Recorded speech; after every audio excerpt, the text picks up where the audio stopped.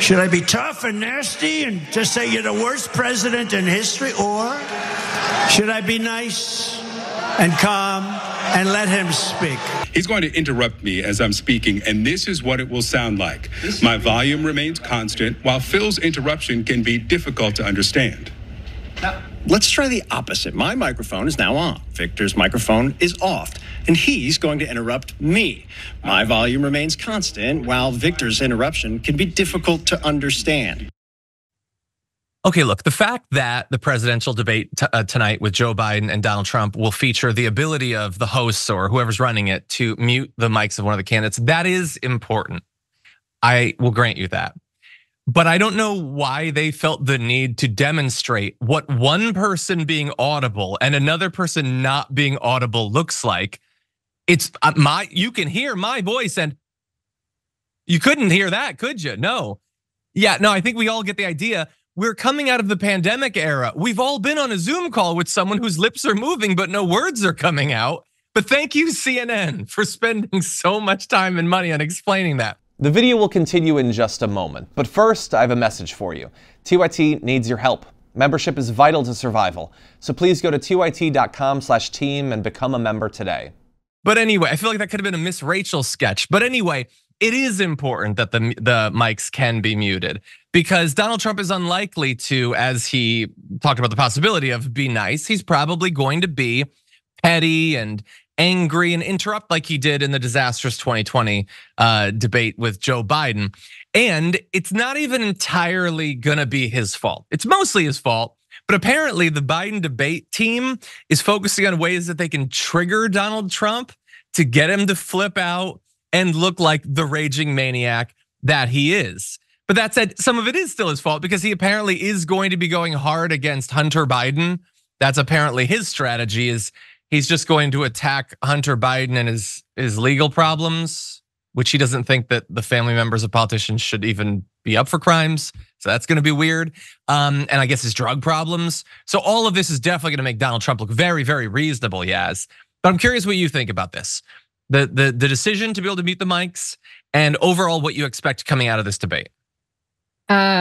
I hate presidential debates. I've said that publicly many times. I'm not working tomorrow, so there's a chance that I might not. I don't think I'm going to watch it because I just don't know how valuable they are in this modern era where we already know everything that these candidates are going to say, how they're going to say it, what they've said in the past. We know all of their stances on things. I'm not expecting anything to come out from this debate that I don't already expect to come out from that debate. It all just feels so tedious and sophomoric also going into these debates. Everything, I know we're gonna discuss it more in the segment, but everything that Trump is trying to do to get ahead of the debates and all these debate strategies, we have the two oldest presidential candidates in history now trying to figure out how to adhere to like high school debate standards, and they're having a very difficult time doing it.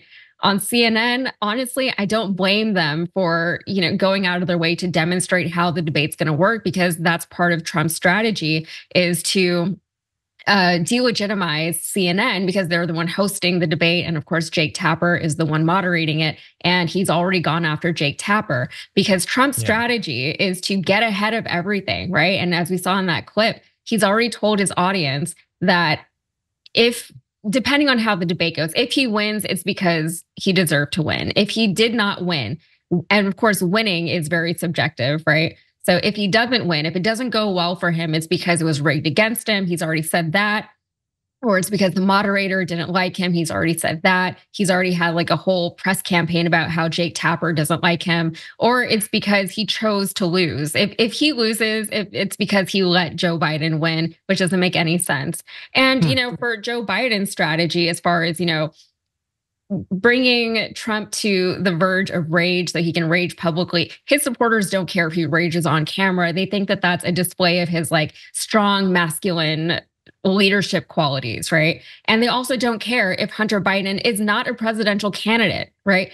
I don't care about Hunter Biden. A lot of Democrats, whenever he actually did get found guilty, they didn't care. It wasn't a thing, right? Like, fine, if he did a crime, then convict him. I don't care.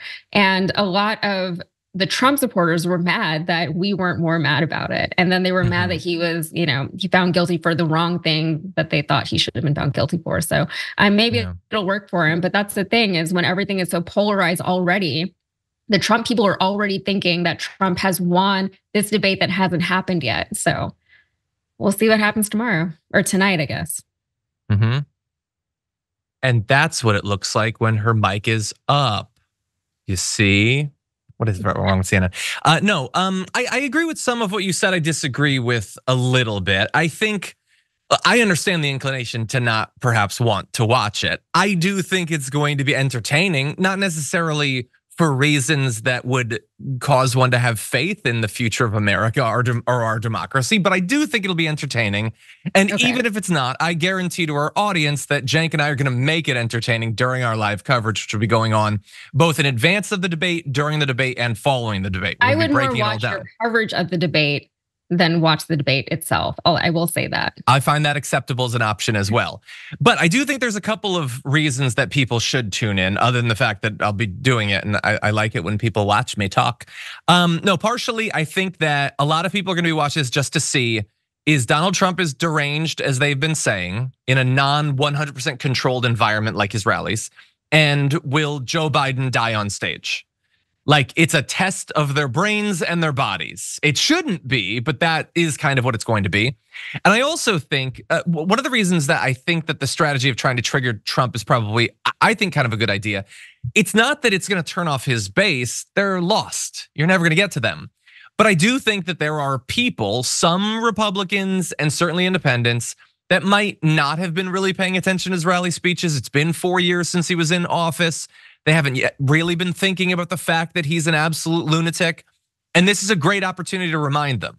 It's also a great opportunity for topics like the death of Roe v. Wade, or the fact that Trump would love to turn all of Gaza into just a nuked glass sheet. I think it's a good opportunity to remind people of some of those things, that if Joe Biden can slip in a couple of plans he has for his next term, that would be cool. I think he could have an agenda. I would love to see that. So I do think that there are very low stakes to this, but I don't think there are no stakes to this.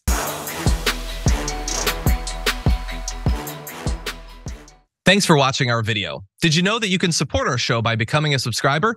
Just click the subscribe button and also ring the bell so that you get notifications when we're live or when we post new content.